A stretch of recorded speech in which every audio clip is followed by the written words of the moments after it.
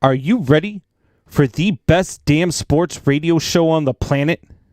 Man Hour Nation, rise up.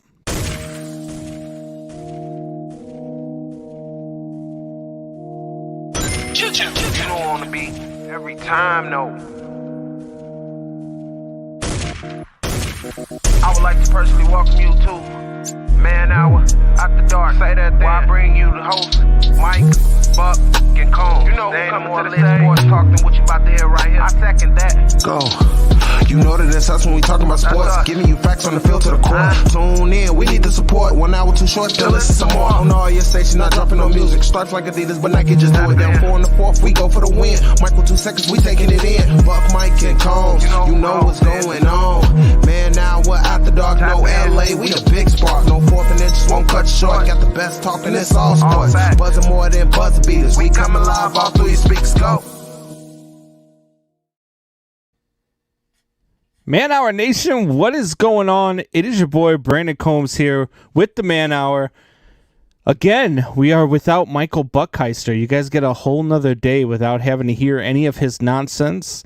However, there is a big rumor going on in Chicago with Russell Wilson. So we're going to get to that, and you're going to have to hear some nonsense coming from me because I am not happy about this rumor.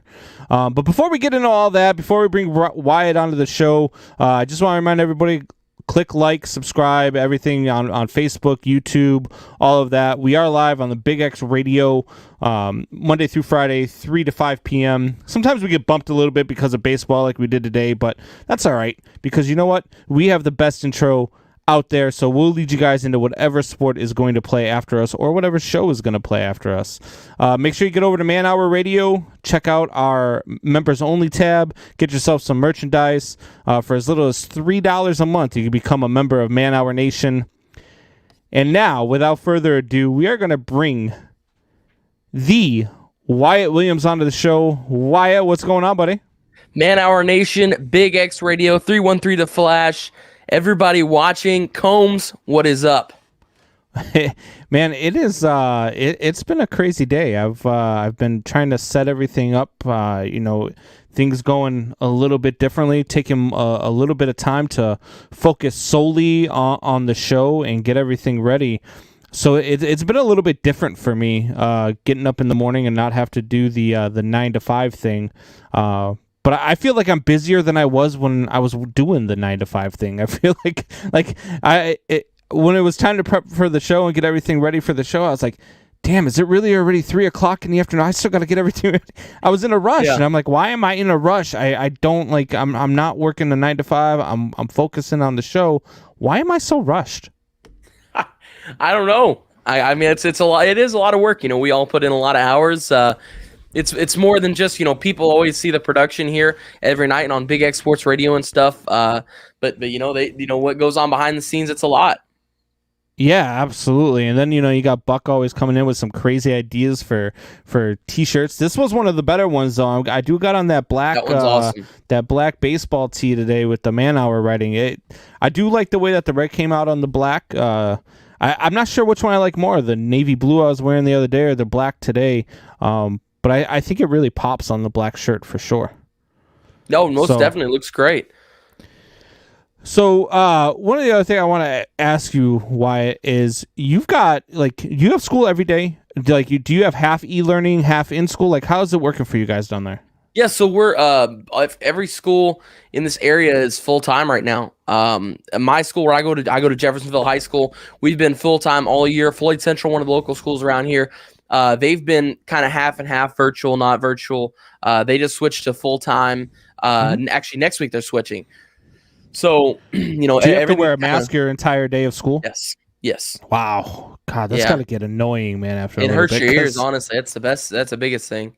Yeah, the cool thing is though, you have some teachers that you have some classes where everything's spaced out. So you have the choice at where I go to school to you can either go full time in school, full time out of school doing virtual, and a lot of people are choosing virtual because they like sleeping in. But it's nice in those classes where you've got a lot of people that aren't there because you can socially distance and you can take off that mask if you are properly socially distanced and stuff like that, and everybody's spread out. Oh, that's pretty cool. I mean, at least you get that because I know, man. I'm telling you right now, I go into some restaurants or some grocery stores, and it's like, man, I wish I didn't have to wear this, man. I mean, it's hot. It's hard to breathe. Like it's ridiculous. But yeah, it's one of those things where I can't wait till we are all like Texas and it's no longer mandated, and it's one of those things like here in Chicago. So Aubrey, my stepdaughter, she's going to school Mondays and Tuesdays. Then she has e-learning Wednesday, Thursday, Friday, but every Wednesday is a half day, so she's out of e-learning by 11 o'clock. And I'm like, what is the, like, why? Why do you get less learning when you're at home? Like, I don't understand why you get a half day when you're at home. Why? I don't understand. But I mean, it is what it is. Schools do weird stuff sometimes. Very weird things. I don't understand. That's like the only day we don't go is every other Friday. So tomorrow I will not be in school. But we're virtual, so I'm not in school, but I'm at home doing school. So pretty much in school. So well, it is what it is. Speaking of weird things, did you see the Mets practice the other day where they celebrated winning the World Series? Weird. That was weird. That like it's like, you know, like I get what they're trying to do here. Like I get they're trying to be like, hey, imagine what this feeling's like. Put yourself in that place. Yeah. This is where we're going. Like I get the mentality behind it, but like I don't know if it's because the crowd's not roaring and we can actually hear what they're saying and how they're yelling, but it's very uncomfortable. Like I was watching and I'm like, you know, the World Series celebration will never be the same for me ever again. After watching this video, I will forever think of how uncomfortable this video was. And I'll be like, what do they sound like right now? Are they actually hollering like that? Like, it was so, just not. I have to imagine you can't simulate that moment. There's no way you can simulate the emotions of winning the World Series. Like I don't. But not only that, why would you want to? Why do you want? That's it also kind of takes away from that special moment too. Yeah, but that's why like guys in hockey. I don't know. Like you're not a huge hockey guy, but you don't touch the Stanley Cup until you win it. Like it's a thing amongst hockey players. If you have not won the Stanley Cup, you don't touch it. And some of them, if they win, like in the playoffs, if you win if you win the Western Conference and they go to hand you the trophy, the captain will shake the guy's hand and leave the trophy on the table, and they won't touch the trophy ahead of going to the Stanley Cup Finals. Like they do weird stuff. Why would you want to jinx yourself? You've got a really good team. How about you find out what it's like to win the World Series by getting to the World Series and actually winning it? Because you guys, the New York Mets have that tendency to do what the New York Mets do and find a way to blow it in the craziest ways possible. Like the New York Mets should absolutely contend for the NL East this season. Absolutely, 100%. They should win the East. Yeah, I think they have the best pitching rotation in baseball. That's just me. I think that their pitching rotation is stacked. And if not the best, it's top three. If not the best, it would be second. If not second, it's third. Like, there's no way you could. If you put them any lower than 3, you're just a pure Mets hater, and you know you're just not a Mets fan. Like that's the only way that I could think that you would put them below 3, because the only ones that may be better is the Dodgers. I think the Dodgers is better, but you know the only one other than that, and this one's kind of a toss up for me, is the Padres. Those are really the only two that I can think of. The Padres. I like the Padres a little bit more than I like the Mets, just because I like the Padres bats a little bit more. I think their lineup can score a little bit more than what the Mets can. I think that even in their own division, I think that their biggest competition is going to be the Braves, because the Braves are really young, really good. They've got a deep pitching staff as well. But I don't know, man. I don't understand. Why don't you simulate like winning the division or something? Like why the last? Just let that naturally occur. Why are we doing that? Like it's just it was. And it's one of those things where you watch and you're like, okay, this should be something cool, but like you watch and it's actually like one of the most uncomfortable things you've ever seen in your entire life. Like, yep. It doesn't make sense. It's not right. While you're watching it, And it as a fan, it takes away from that moment. Because that's my favorite thing is whenever the team wins the World Series, watching these guys who have worked so hard their entire life this is the ultimate goal. When you're in T-ball, the ultimate goal is eventually to win a World Series in the MLB. That's a life goal. That's something these guys put years and years and years and years into. Some guys even put decades and decades into it.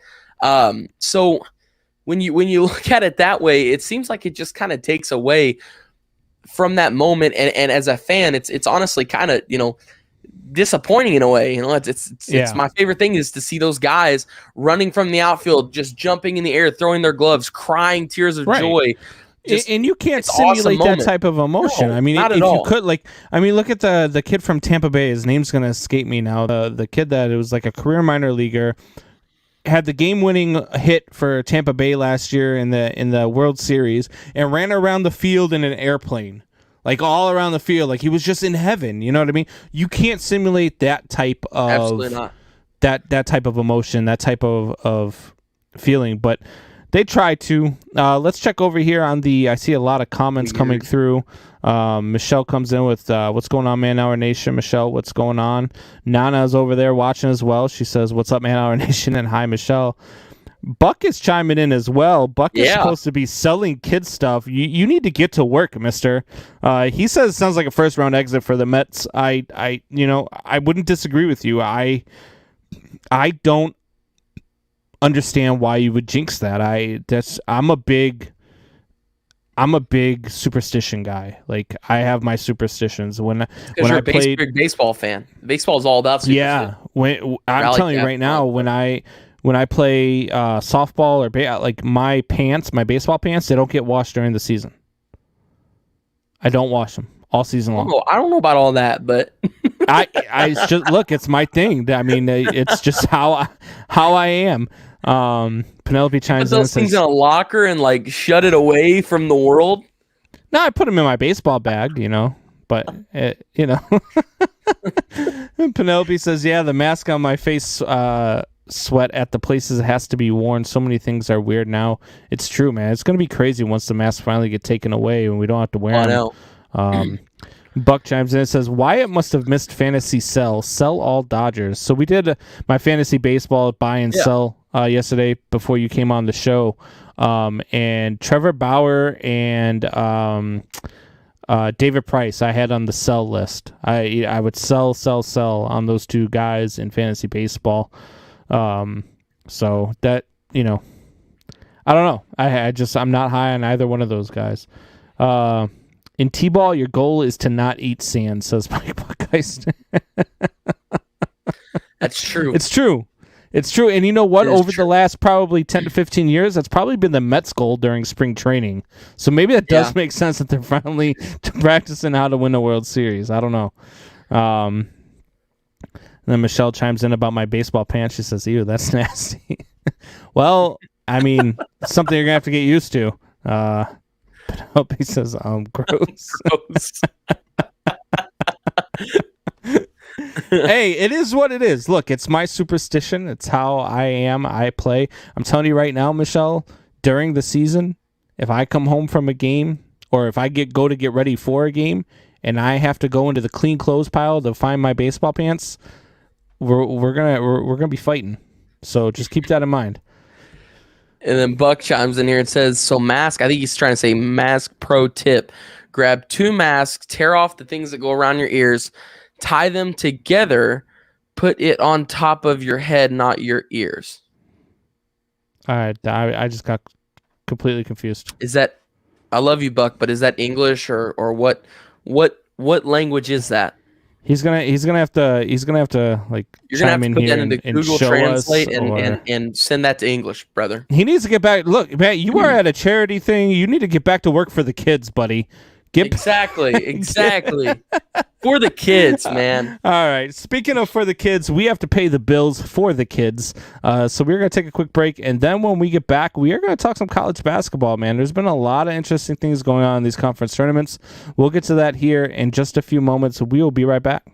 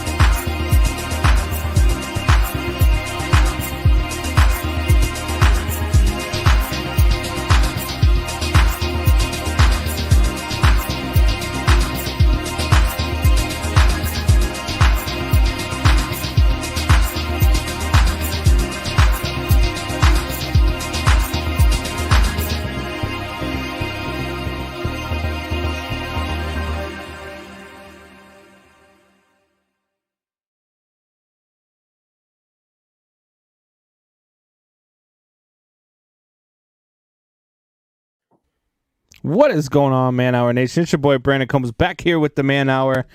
If you guys have not yet checked out the Facebook page, head over to the Facebook page.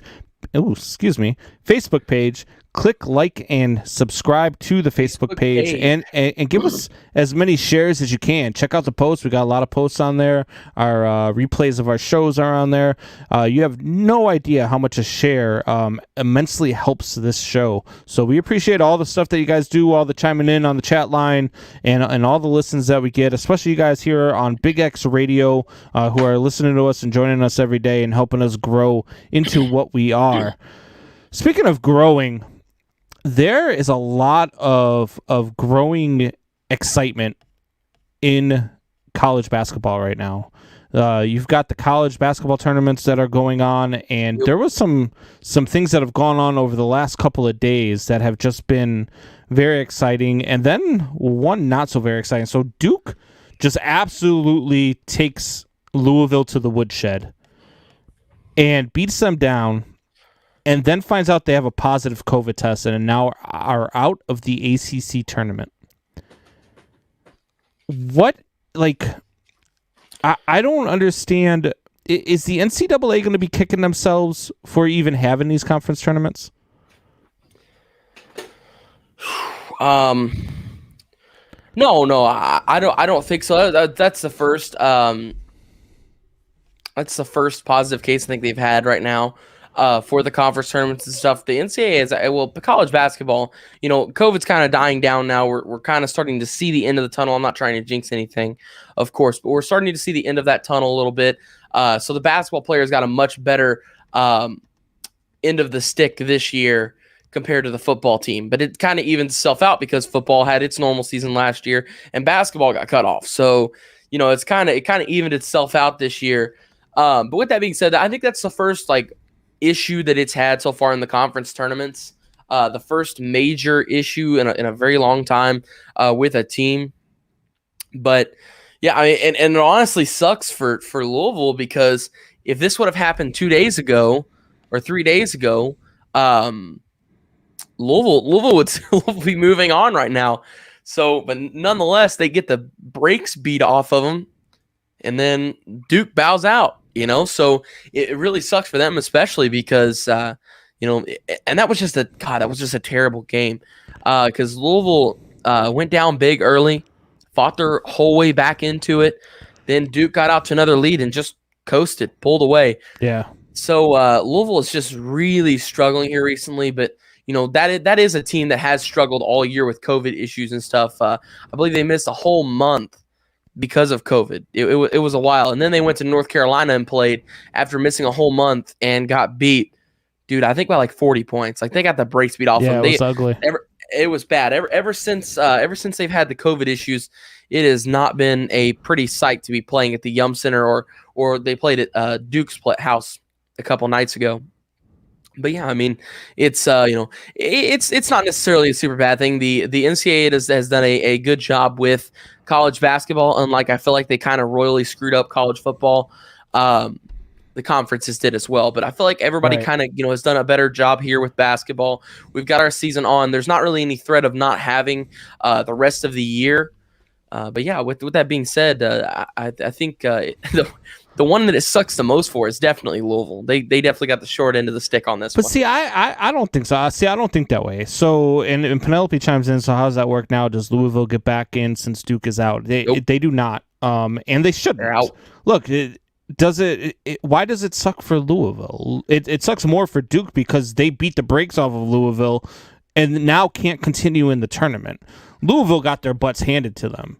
Yeah. Louisville was not going to go in, and I know Florida State's not playing their best basketball right now. And so, in a way, I almost think that not playing against Duke, which, this year they should beat Duke, I almost feel like that hurts them heading into the semifinals, not having a game before them because they're not playing their best basketball right now. So,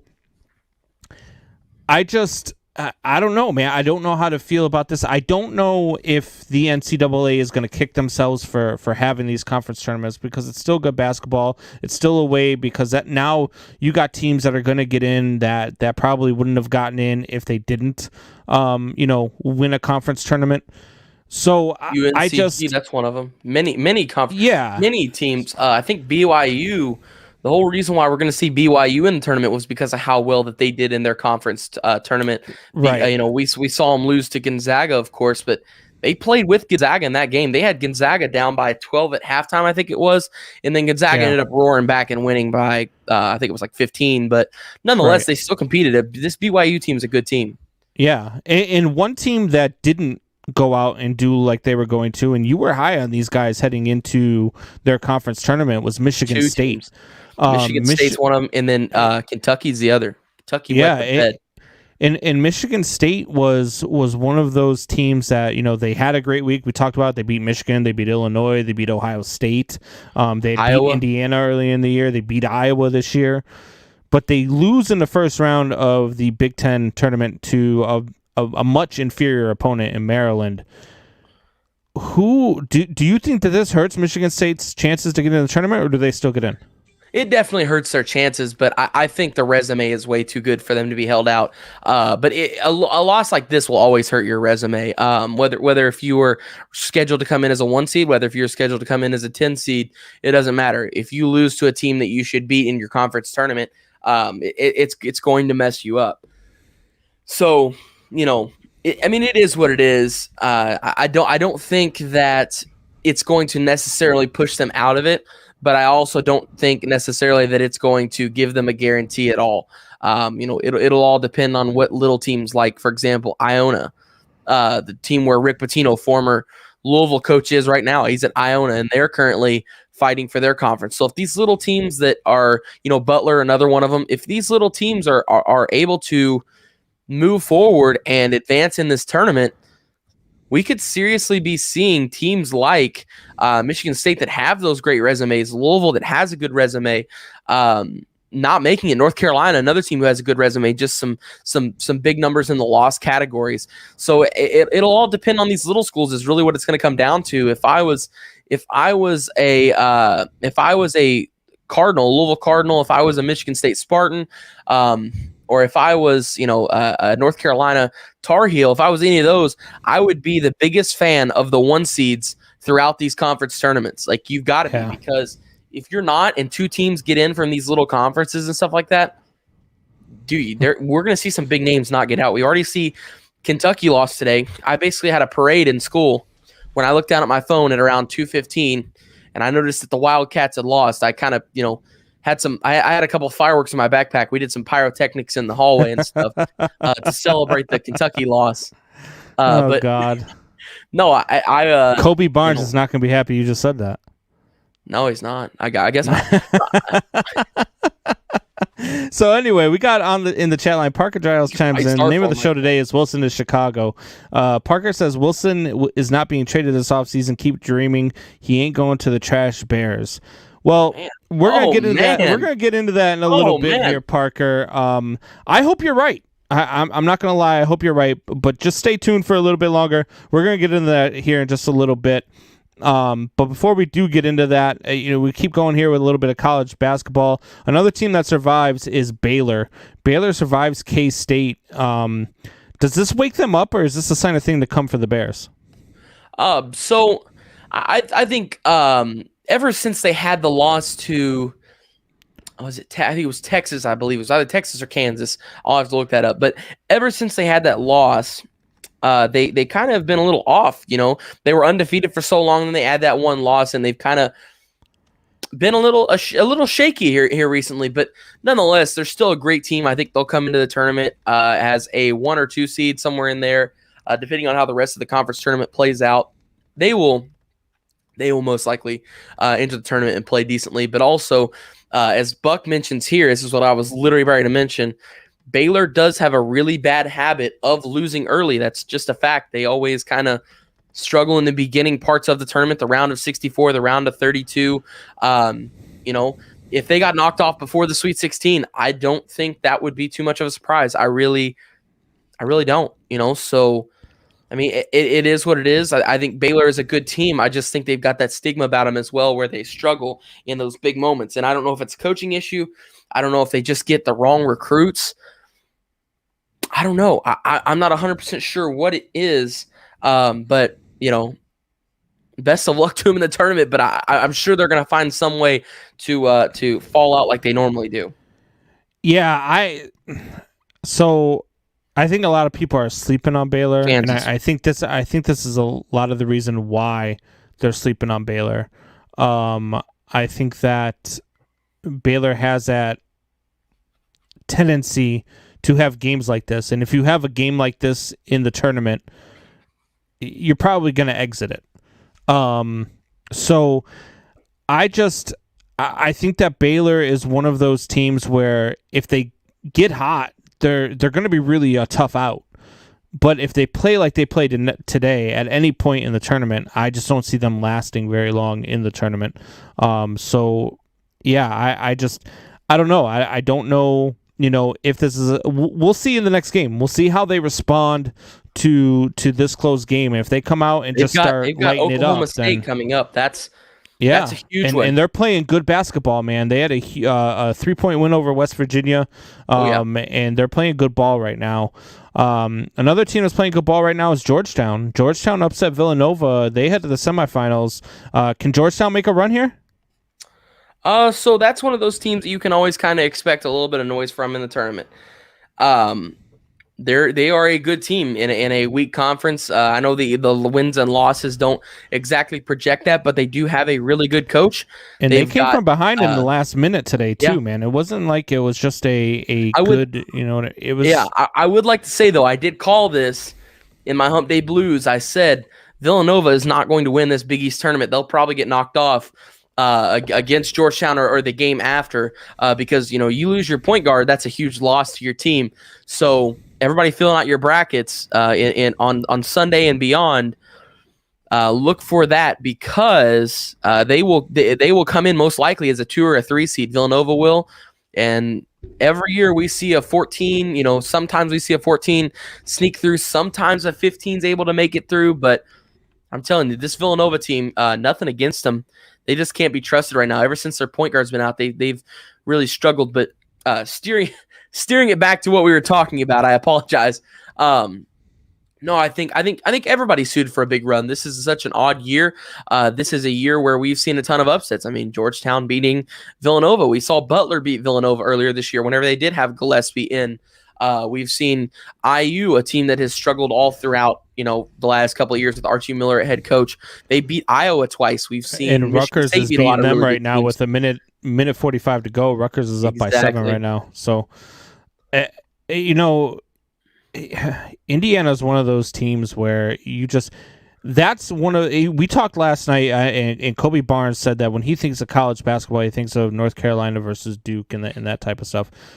I think of North Carolina and Duke, but I also think of Indiana.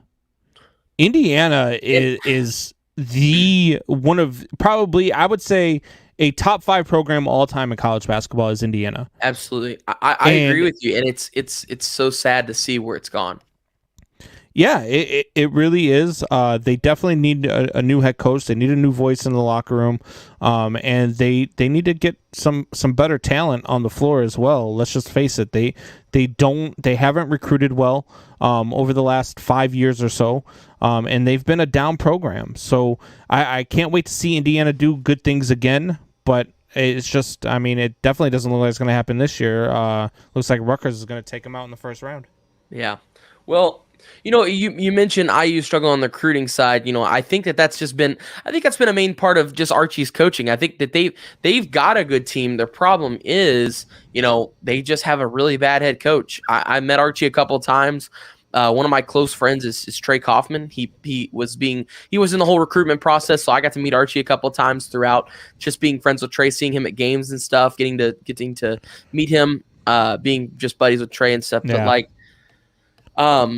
I just think, Archie's a good guy, but I just think he's a really bad head coach. Like, there's no other way to skew it other than that. He had a lot of really good talent at Dayton, and I think that got translated to he would do the same thing at Indiana, and he just hasn't. I think that the worst thing IU's done in the last couple of years was get rid of Tom Crean. Not saying Tom Crean was a great head coach, but Archie's just not Tom Crean. He's not as good. He's not a player coach like Tom Crean was.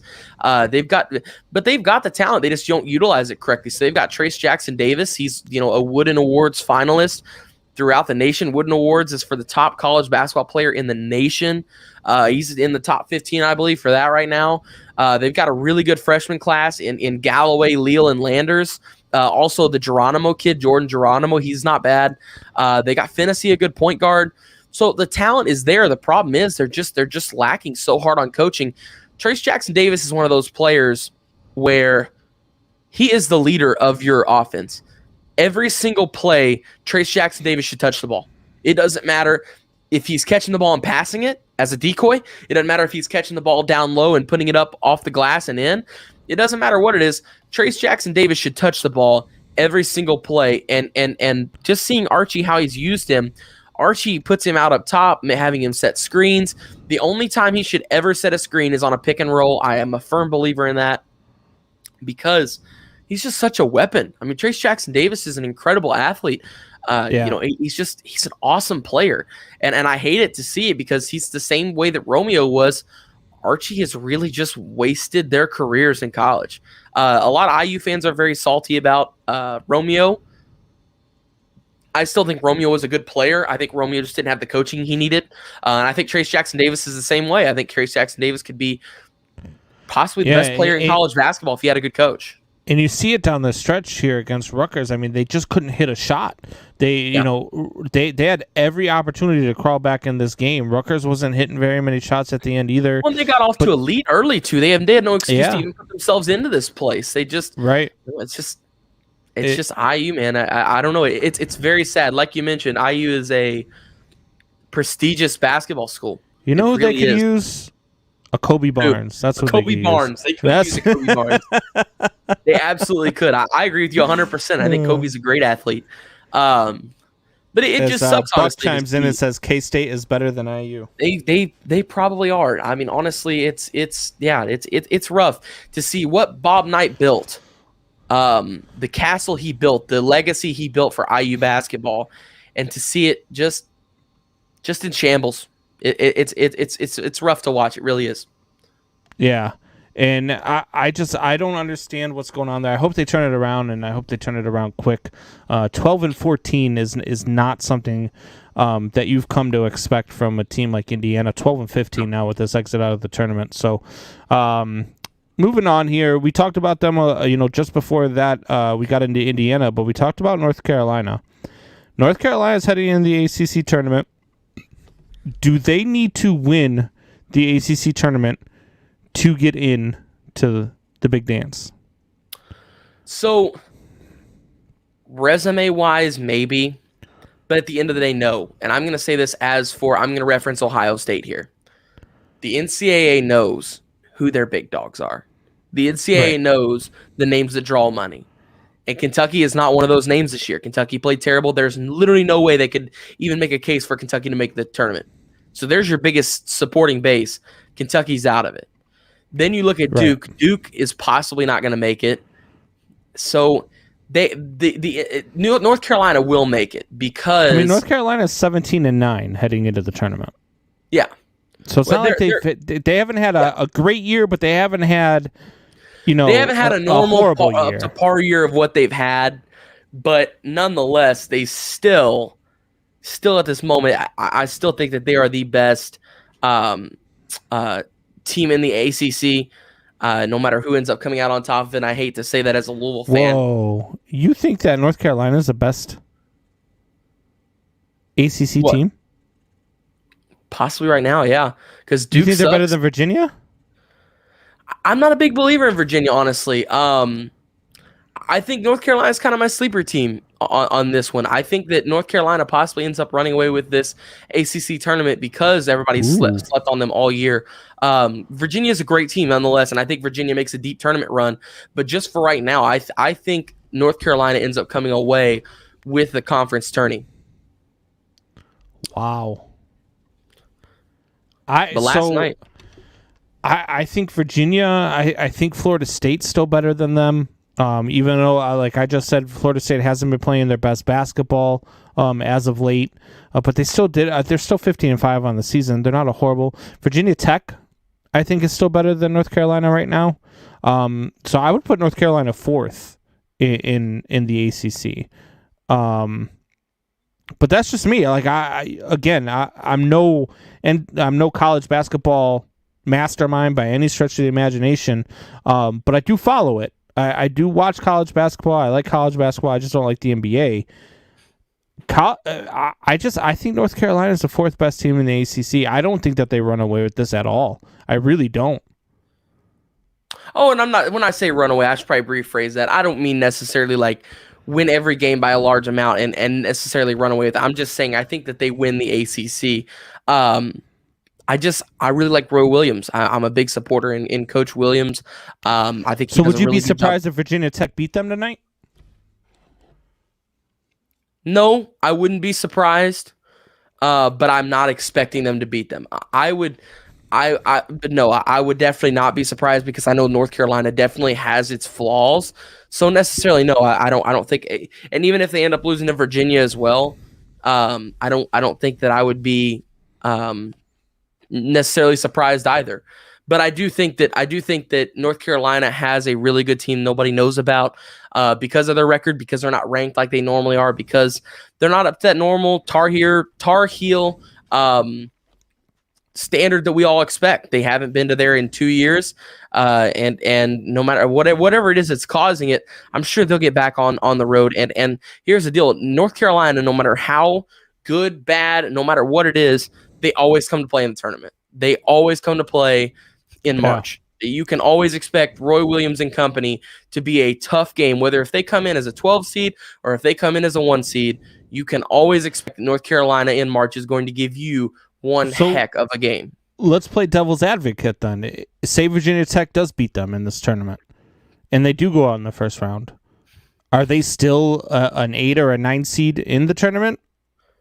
No, probably not. They would probably, in my opinion, I think they dropped to an 11 probably then. Man, 10, North 10 or Carolina. 11. Did you ever think you'd see North Carolina as an 11 seed and Duke not make the tournament in the same season? And Kentucky not make the tournament too. Yeah. That's your 3 best teams in college basketball over the last couple of years. I'm telling you right now, I know I'm going off par with this. If Gonzaga does not win the NCAA tournament this year and they can't capitalize finally this year, I've lost all hope because this is the year. This is the year they've got to make that run. They've got the team to make that run. They are loaded with NBA talent. They are loaded with NBA talent. Just a crazy good roster. And this is the year where all the blue chips, Krzyzewski most likely won't see the tournament. Cal won't see the tournament. You're going to see Roy Williams barely scratch in. You're going to see Virginia. You're going to see Virginia come in, of course. And Virginia is always a good team, but this is the year. Gonzaga's got to get it done this year. I was looking at the recent bracketology from Joe Lunardi, and as of right now, I really do think it's going to be Gonzaga and Iowa in the finals this year. Kind of breaking it down, looking at their paths. Wow. Well, I mean, you got to see where the bracket. The bracket's got to fall because they could end up being on the same side of the bracket, which would be a huge mistake. But at the same time, you look at it and you got to see who the number 1 overall is. Gonzaga going to be the number 1 overall seed? I believe they should be. They're undefeated. They should be the number 1 overall seed. You're supposed to, being the number 1 overall seed, have the easiest, and I use air quotes on that, the easiest path to the finals. That's what they said. That almost never happens. Virginia, that's what they said. That almost never happens. Then they played UMBC, and then we all know how we all know how that worked out for them. Of course, Virginia ended up being the first ever 1 seed to lose to a 16. Even when like Duke or North Carolina are the number 1 overall seed, you end up seeing where Duke is either in their bracket or Duke is on the same side of the bracket. Or you see Kentucky is on the same. You never really get like your true number 1 never really gets the easiest ride like they're supposed to. That's because it's March Madness, man. There is no easy ride in March Madness. Everybody's got to play close games, especially this year. Got to play really good teams. Oh, especially this year. There is so much parity in college basketball. It is going to be a really, really fun March Madness tournament. A team it's going to be really hard. Imagine somebody. Do you think this year is there any possibility that this is the year we see a perfect bracket filled out anywhere? No, I don't think it's possible. I think it's probably the hardest year to do one. I think this is the year where we have the lowest amount of points ever scored on brackets and stuff like that, because the parity is just so wild. I think this is the year we may see a 5 seed finally win the whole thing. I think this is the year we may see a 12 seed finally make that Final Four push.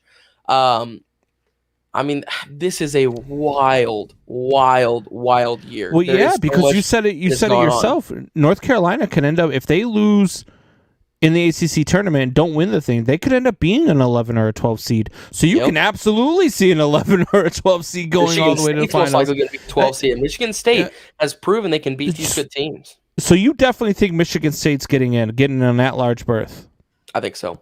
You think so? Okay. Even though the loss to Maryland today was a big one and it never should have happened, but at the end of the day, that's a horrible loss. At this resume, it was a horrible loss. But at the end of the day, it wasn't even a close game. It wasn't. Maryland just dominated them from the tip off to the end. No, the Terps played a really good game, but I just think when these bracket with Selection Sunday people get together, I don't think you can deny the accomplishments of this Michigan State team. Sure, you're going to look at that record. It's not the normal Michigan State Tom Izzo standards. It's not the normal standards you expect to see from the Spartans, but at the end of the day, when you look at this record, you're going to look at those wins and you're going to see who they beat. You're going to see a top 5 team in Iowa at the time. You're going to see a top 5 team in Ohio State. You're going to see a top 5 team in Illinois. You're going to see a top 5 team in Michigan.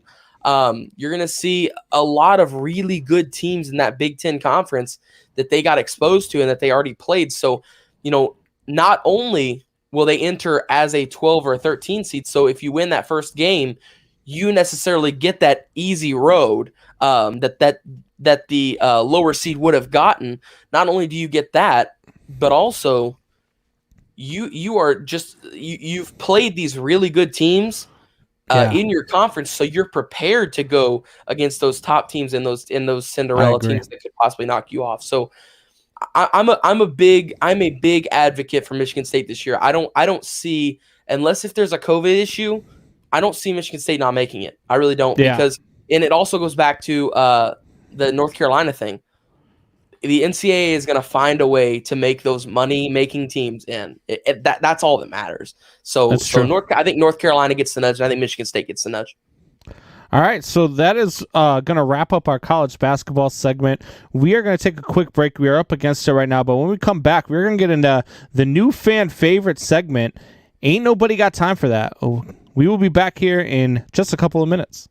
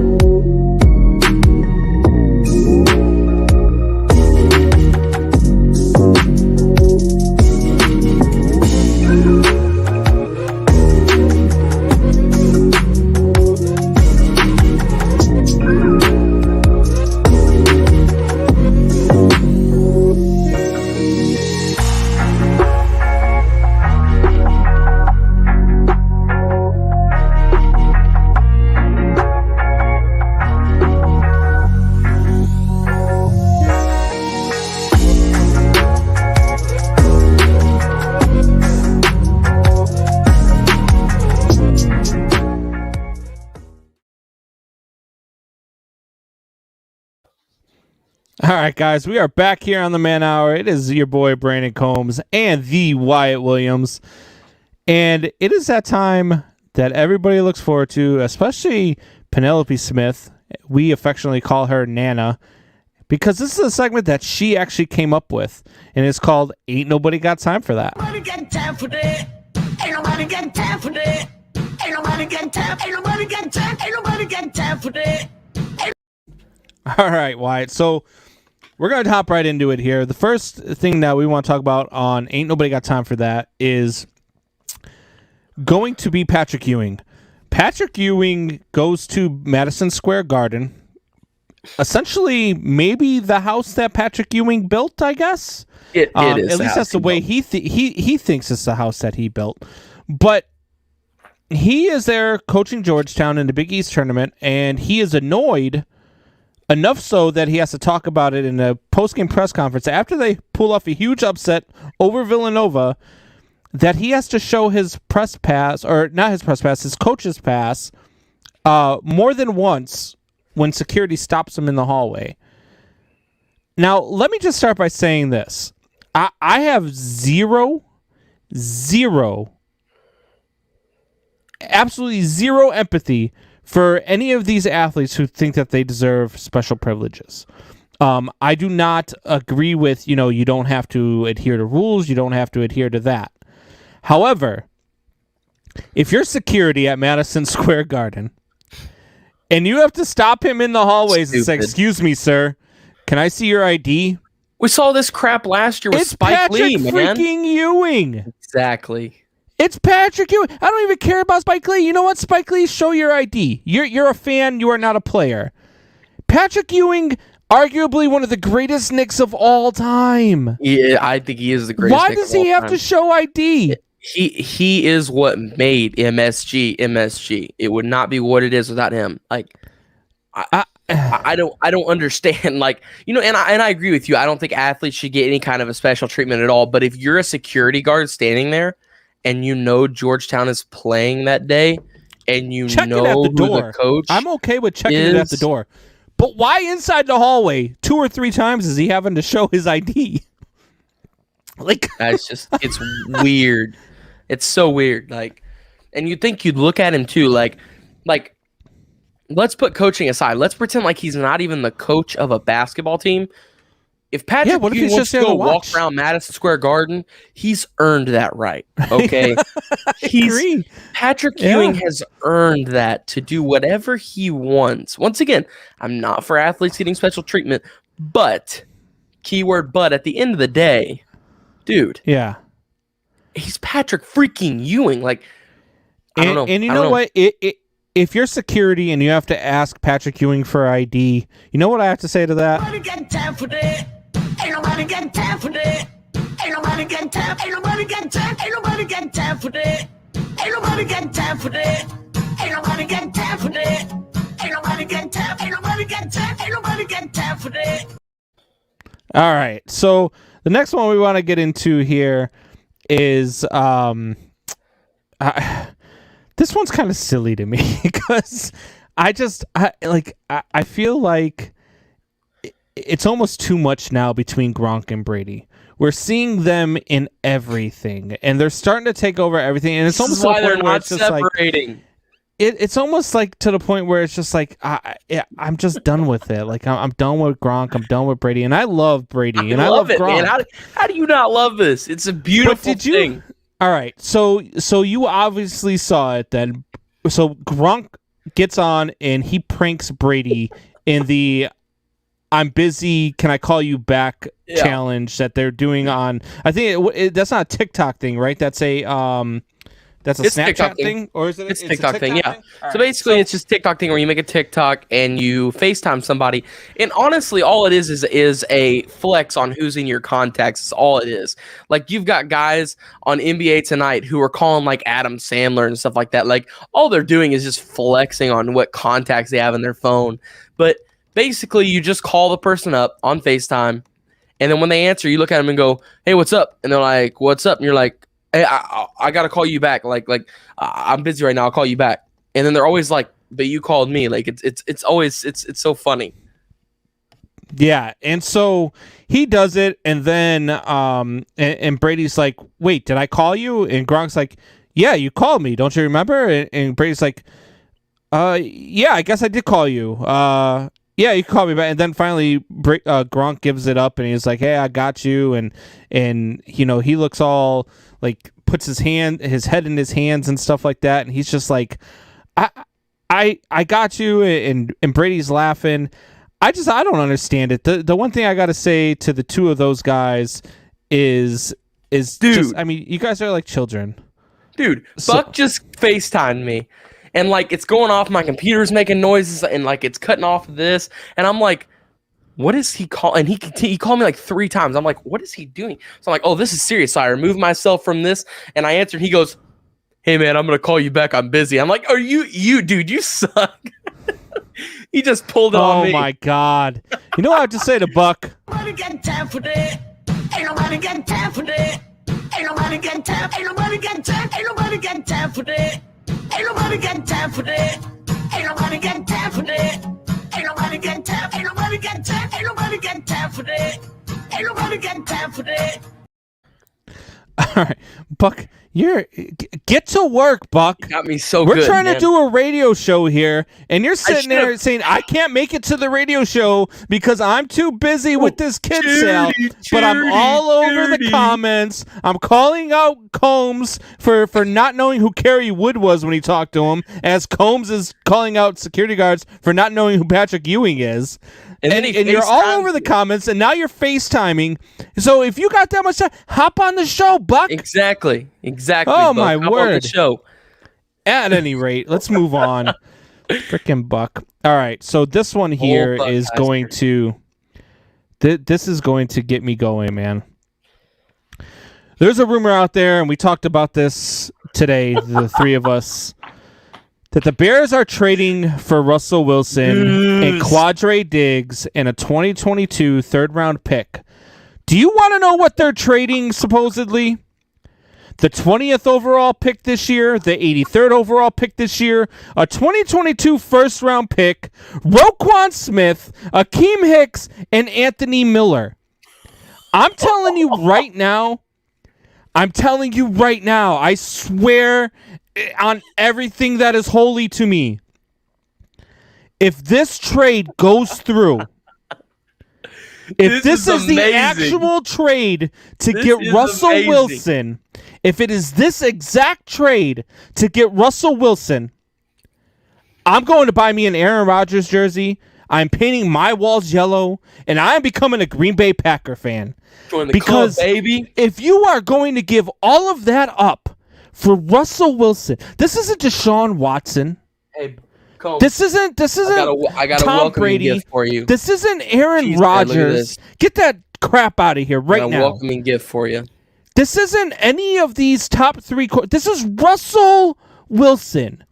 So you're going to give up 3 top draft picks, 3 plus 3 of your top players. This can't be real, Wyatt. This can't be real. Tell me this is not real. You know who reported it, right? No. Cole Kmet, the Bears tight end, was the one who broke it. I swear to God. Look it up. It's got to be fake. It's got to. They've got to be trolling the Bears fans. Do you really think a rookie would do something like that? Do you really think they've got to be trolling the Bears that? fans? I'm telling you right now, they've got to be trolling the Bears fans. Dude, there is no way. What? Accept it. What GM in the? Accept it. God, it's the Bears. Just accept it. It's Pace. Come on. It's real. Are you really telling me right now Ryan Pace wouldn't do this? Think about it. Break it down in your head, Combs, right now. Of all of the GMs in football right now, what is one that would give away every single young and good asset you have for a quarterback that is in his exiting prime? I'm not going to lie. You're watching this live right now. If you're watching this live, you are watching right now me finally actually realize that it's Ryan Pace, and this is probably actually true. Dude, and like I said, Cole Kmet's the one that broke it. Why would a rookie tight end do something like that if it's not true? Think about it seriously. God. Dude, this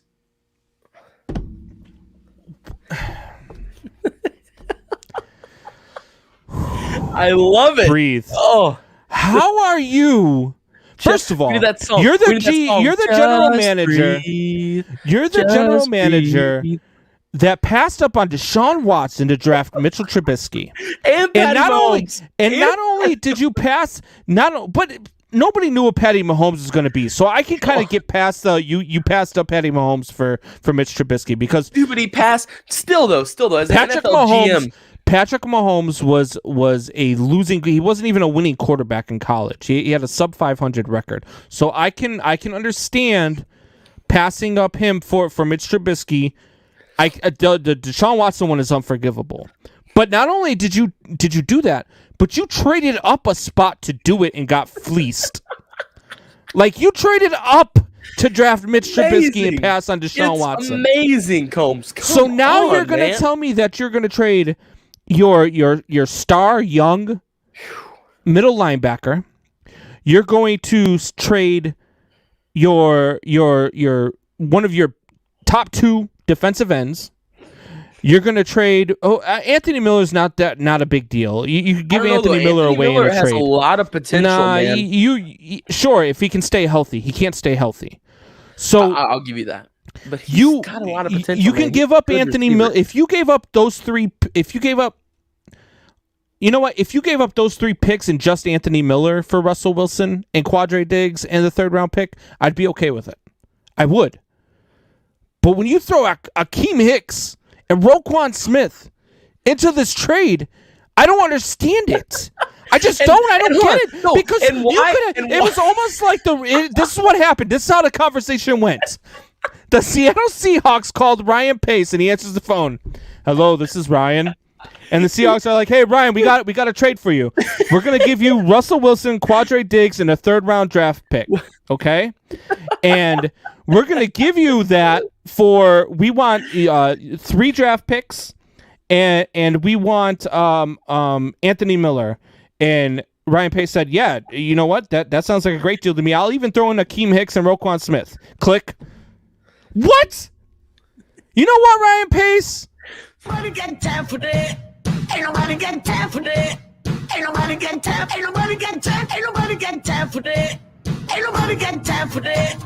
Ain't nobody got time for that. Ain't nobody got time. Ain't nobody got time. Ain't nobody got time for that. Ain't nobody got time for that. All right, so I'm gonna let my blood settle down here a little bit, and we're gonna get to another break. I'm telling, dude, I'm gonna have to get on blood pressure medicine on this show. I'm telling you right now, it's gonna happen. The best thing, though, okay, before we close this off, last thought, I promise. The best thing is that why would you want a cornerback? Like what? Why would you give up your best? You know what? Defense? We are muting your mic now because we're not getting this again because I'm gonna go crazy for another 10 minutes. We are going to go to a break, and when we get back from break, we are going to do our over-unders. We will be back in 2 minutes.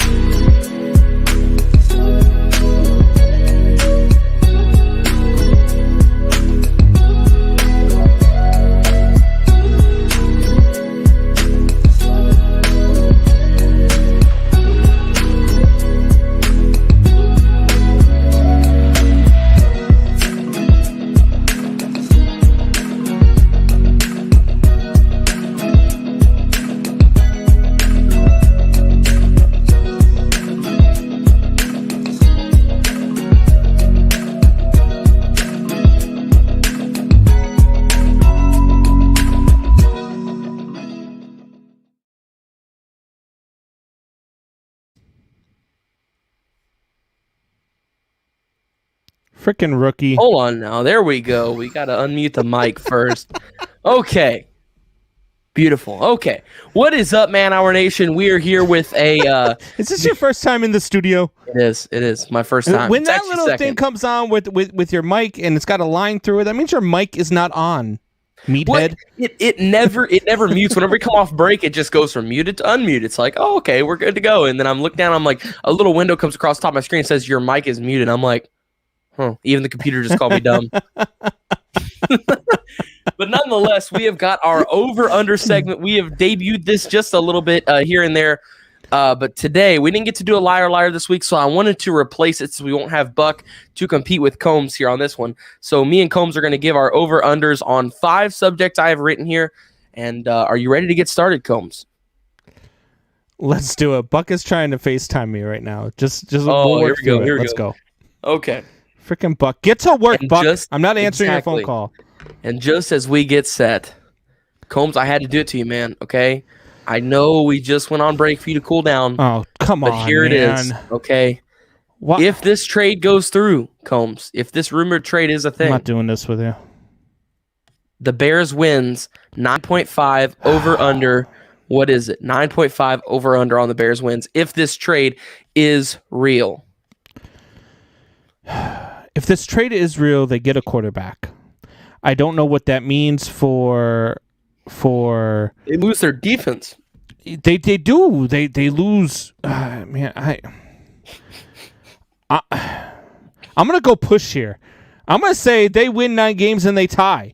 So 9.5. I'm pushing. That's amazing. Okay. What are you going? Under. This is such a bad move. The Bears were 8-8 this year. And I think this trade actually makes them better. I think right now with Mitch Trubisky at the helm, with that defense, they are better than what this team would be. Nothing against Russell, and I'm not saying Mitch Trubisky is a better quarterback under any circumstances, but I'm saying they're going to give up their entire front 7. You're losing Hicks and you're losing Roquan Smith. Those are your 2 best defenders. You still got Khalil Mack. You got Khalil Mack and you got Kyle Fuller. There's still options out there at linebacker. There's options out there at defensive end that you can go and pick up. So you're not dead in the water. However, you're depending too much on free agency. It's still a stupid trade. Stupid. And you won't have that first round pick. You won't have that 20th pick. You won't have a first round pick this year if that goes through. So congratulations, you solved your quarterback issue. But you're not going to have a first-round pick if you solve your quarterback issue anyway. Because you're either getting Russell Wilson or Deshaun Watson. So either way, I'm fine with the pick. I'm fine with all 3 picks, to be honest with you. I really am. Or you solve your quarterback issue with the pick. I mean, you could use that first round pick, and maybe a second round pick, and next year's first round pick to trade up to that 4th overall pick. Whoever you get with that first round pick at 20, I don't care. Whatever quarterback you get in the draft this year is not going to be better than Deshaun Watson or Russell Wilson. No, they're not, but also you're not going to have to give up as much as you would for Watson. I agree that. I'm not a big. I know Buck and you are big believers in if you lose all those draft picks, you lose the ability to build. I disagree with that. I think you still have the ability to build, but you have to do it through free agency and not the draft. Combs, here we go. We got this. That's where I disagree with you guys. Buck was not here, but he still was able to find a way to chime in on this. Why do we keep bringing him up? This guy is at work. Hold on now. He's got a second one here. Kyle Trask will be great everywhere but Chicago. Right. So I pushed, you went under. I pushed, you went under. Push. Okay. Did you hear that, Buck? Next. It was a push at 9.5. Next, we're moving into college basketball. I had to throw that one in there. Or no, I'll take that back. We're going to stick with the NFL theme here. How many weeks till Deshaun Watson gets traded? 2.5 over under. So 2.5 weeks over under. How many weeks till he gets traded? Ooh. That's a good one. I tried to think of that exact number, and I felt like it was either going to be 2 or 3 weeks, and I felt like 2.5, that's right in the middle, right where you want to be. So this is a tough one. I personally, it's tough. I'll go with I'll go with the over. We'll get a little closer to the draft, I think, before the Deshaun Watson trade goes through. I think that we are, we'll get closer to the draft. I'm gonna say under. I'm gonna say where to? Man. If we're saying if this Bears thing, let's say if the Bears is true, where to? God, the Jets, or Miami. It's tough.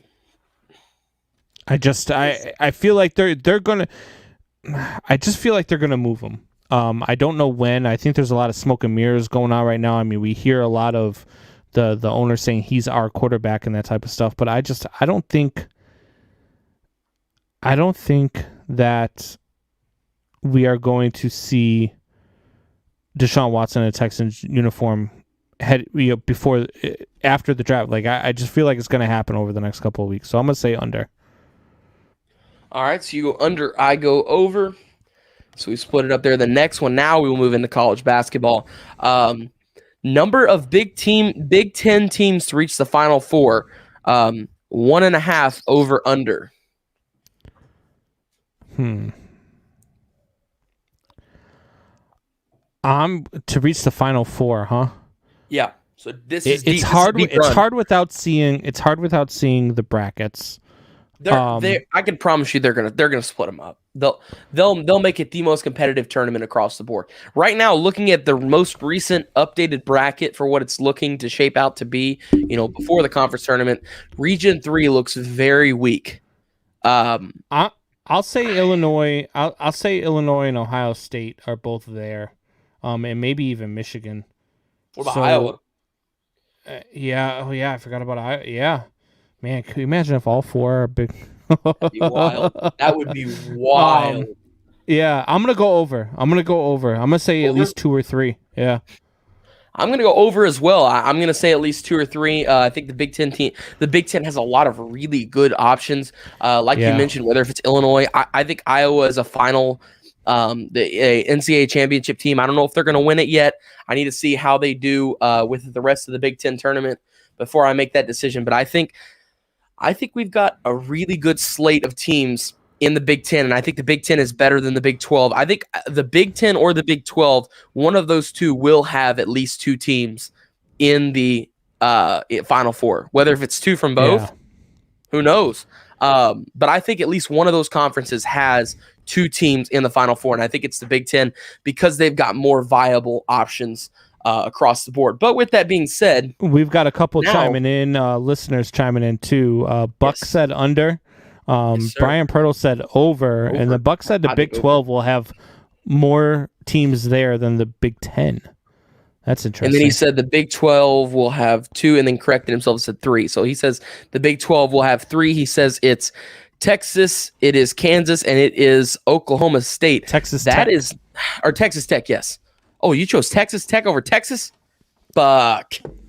Come on, man. I agree. I agree told with the fans Kansas ahead of the State. show we had one more night without Buck's nonsense. And what are we doing? We're putting Buck's nonsense we're putting his in the comments and putting him up. Like, I know. Texas Tech is not going to the Final Four. Kansas is not going to the Final Four. Oklahoma State, maybe. They could pull Oklahoma something State's off. a good team. Oklahoma State's a really good team.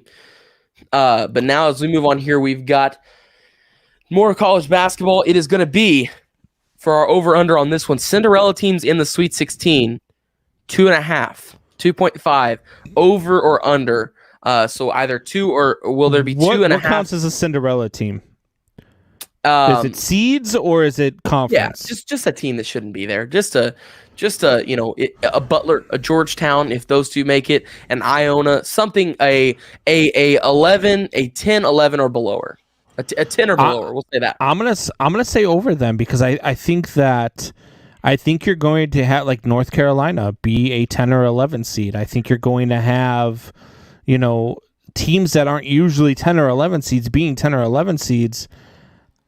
I would say over then. I would say you're going to have a few technically Cinderella teams, but they're going to be out of Power 5 conferences. It's a weird year for college basketball, man. It really is. And then not only that, let me ask you a question. What happens in the NCAA tournament if one of these teams heading into the Sweet 16 gets a positive test? Oh man, I've seen things rough. Where it says the NCAA has determined that a team must have a roster of at least 5 players to play a game. Yes, which means you gotta have 5 guys on you're the running floor. you're running the entire game without a sub, which is crazy in itself. But it's going to be interesting to see. I hope it doesn't happen because I love the tournament. I don't want to see anything happen to the tournament. We missed it last year. But I really want to. I think you're going to have more than that. I'm saying it's an odd year. I'm going to take an under here. I think we have 2 or less on this for sure. Because the NCAA is really weird. It's very top heavy, and it's also loaded with a lot of teams down low that could do it. But also, I don't have much confidence in a lot of those teams. The only team I can say right now that's below a 10 ranking that I have superior confidence in is Michigan State. I mentioned that a lot here on this show. I would have said this question is just as interesting if you would have worded that and said how many number 1 seeds are in the Sweet 16. Because I think you could ask the same thing because of how... Buck. Of how... of how, how much parity there is in college basketball. So I think you could have went with it either way. Freaking Buck, man. I'm not even going to say that comment on the air. Our final one here, and it involves Gonzaga, the number 1 team heading into the tournament. They are the number 1 overall. They are number 1 in the tournament, of course. But with that being said, they always choose to choke in the Elite 8 round. But with that being said, games Gonzaga wins in the tournament, 3.5 over or under Combs. Ooh. Man. I'm going over. You're going over? I'm going over because I think this is Gonzaga's year. They run the table then, you think? If they don't win it, then they fall runner up. I think that it's if Iowa and Gonzaga are on the same side of the bracket, at some point in this tournament, Gonzaga and Iowa will play, I think. Whether if they're on the same side of the bracket, opposite sides of the bracket, wherever they land, at some point, because those are the 2 best teams in the bracket, I believe. So I think at some point, those 2 teams will play. So I'll take the over on this one because 3.5 would mean, okay, so the first round is a round of 64. They win that one. That's a gimme pretty much. Round of 32, also kind of a gimme, but also a little more difficult. Sweet 16 is 3 games. So if they reach the Elite 8, that's 4. They always reach the Elite 8 pretty much. So I'll hire it then. I'll say 4.5 over under. So are they a Final 4 team? And I will follow up with that, and I will take yes. I think over. For that one, then that one's easy to me. I'll say under. I'll say they lose in the Sweet 16. Okay. So you're taking under either way. Yeah, I'm gonna take under just because the number 1 overall seed and it's a team that's undefeated heading into the tournament. You're only giving them 2 wins. They have a bullseye. They have a bullseye on their back. They do. And you're only giving them 2 wins though. Play.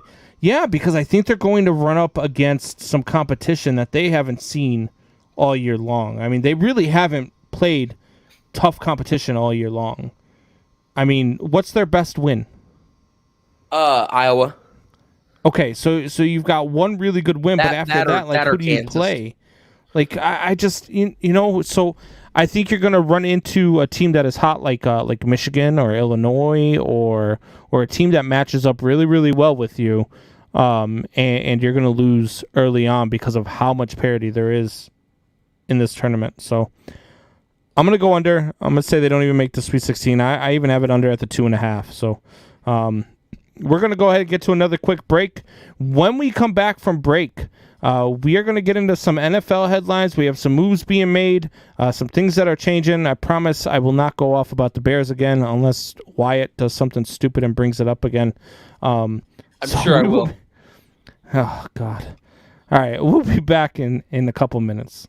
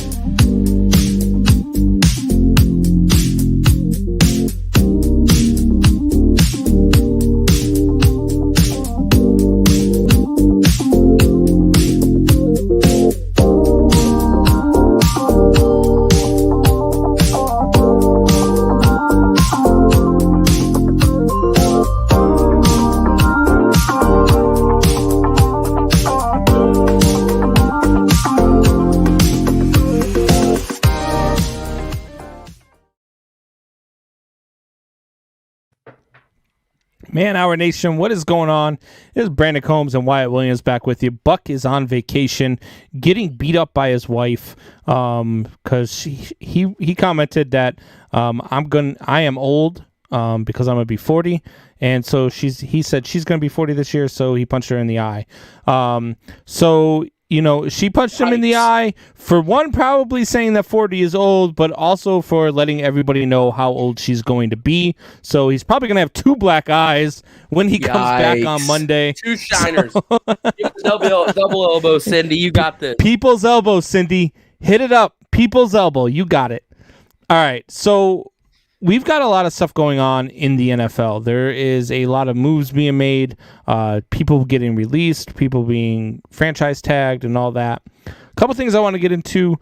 The Texans signed running back Mark Ingram.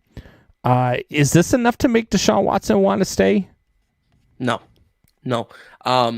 Nothing is making him stay.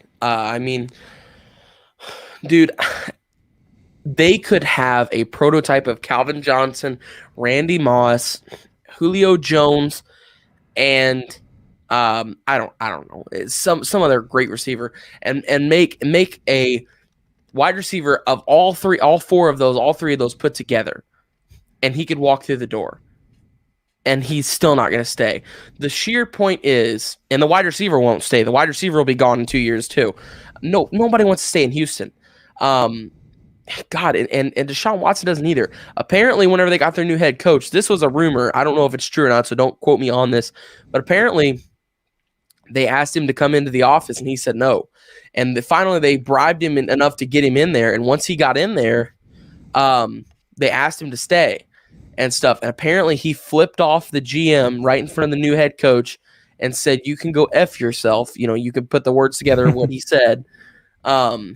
And then walked out, just completely walked out. So, man, I don't think there's anything that makes him stay. I really don't. Unless if the entire Kansas City Chiefs franchise just switches and comes to Houston, like they trade team for team, and Patrick Mahomes stays in Kansas City, and that job's open. I mean, maybe he stays in, but no, there's no. I don't think anything makes him stay. Yeah, I agree with you. I don't think there's any way Deshaun Watson stays in Houston. He wants out. He's already been so vocal about wanting out. And not only that, but I mean, once you want out and you make it known that you want out, say you go out in the first couple of games, if you do decide to stay, and for whatever reason you have a couple of bad outings, now the fans are turning on you. So it's a bad move for them to keep him. It's a bad move for him to stay. He's gone. I just don't know where, but he will not be a Texan. Yeah. Well, it's so weird too, because there's no way to really pinpoint right now where he's going to be. Nobody can really seem to figure it out. There's not a clear favorite, with most of these places, but also I shouldn't say that because JJ Watt did this to us. Everybody said Green Bay, everybody said Pittsburgh, everybody said every city and every town but Arizona, except for Glendale, Arizona. That's what everybody said. And, everybody now is saying Miami. Everybody now is saying Chicago. Everybody now is saying New York with the Jets. Maybe they go off script here. Maybe something happens and he goes somewhere crazy that you never expected. I don't mean this when I say this, but maybe New Orleans, just something that was so unexpected and random that just hits immediately, boom, out of nowhere. So, I mean, all I do know is that he is not staying in Houston, no matter what happens, no matter who walks through the door, no matter who signs, no matter who stays, no matter who says stay, no matter who tries to get him to stay. It doesn't matter. He is gone. He hates it there. Yeah, I completely agree with you. Buck is adamant that he's staying in Houston, but I don't see a way. I don't see a way that it works. I don't see any scenario where that works for either side. So I'm going to say he's out. Let me ask you this. Does Mark Ingram to the Texans make them a better team? I mean, I think it makes them a better... Well, no, because... Now, I think it's just causing more drama because David Johnson and Duke Johnson are already there. They've already got 2 viable running back options. That actually kind of ticks me off a little bit because I had David Johnson in fantasy football, and now they're just giving more touches to somebody else. So I mean, it is what it is. I think, I mean, Mark Ingram's a good running back, so it'll make him better. It'll give him a fresh set of legs to go put out there whenever David Johnson's tired, or maybe David Johnson ends up being that backup guy. So, I mean, I think it makes them better, but I mean, at the end of the day, they're still going to be Houston. Mark Ingram will leave in a year or two. David Johnson will end up leaving in a year or two. I mean, I don't know what it is. It's just that city is just a place where nobody wants to stay. Nobody wants to be a part of it. Nobody wants to hang around. It seems like everybody is trying to get out, leave, run as fast and as far as you can. And that's what we're seeing. We saw DeAndre Hopkins do it. We saw J.J. Watt do it. We saw who else? Who am I thinking of here? James Harden. James Harden took off. We've seen all kinds of athletes just depart, and now Watson's wanting out. I mean, it's their entire crew. They're losing everybody. Yeah. Even some Astros lost some great players. I don't know what it is about it's the city. I think there's something just off about it, and nobody wants to stay there. I think the owners are just, the owners in Houston, all three of them are just bad. Just bad. It's bad right now. So maybe they should also, beat on some trash cans.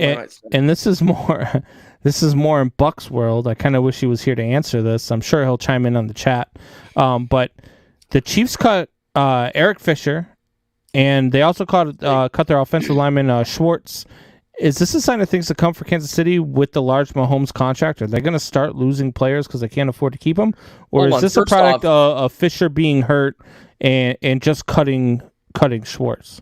So first off, I saw Fisher. I did not see Schwartz. Schwartz is one of the best offensive linemen. He's the best right tackle, in my opinion, in the league.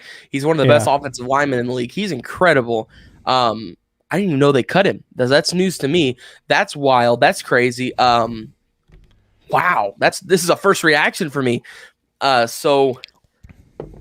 don't know. I mean, I think it kind of opens up some cap space, but as well, I mean, we all saw Patrick Mahomes running for his life. Yeah. In that game, we all saw it. So, whether if he continues running for his life, if this is a sign of that is coming more and more, that they're getting rid of their offensive line now after that was the clear issue in the Super Bowl. So I don't know. It seems like now that that's really the only issue they need offensively is offensive line. So you can expect them now to go through the draft and try and fix that. Yeah, I don't know. I don't know if this is.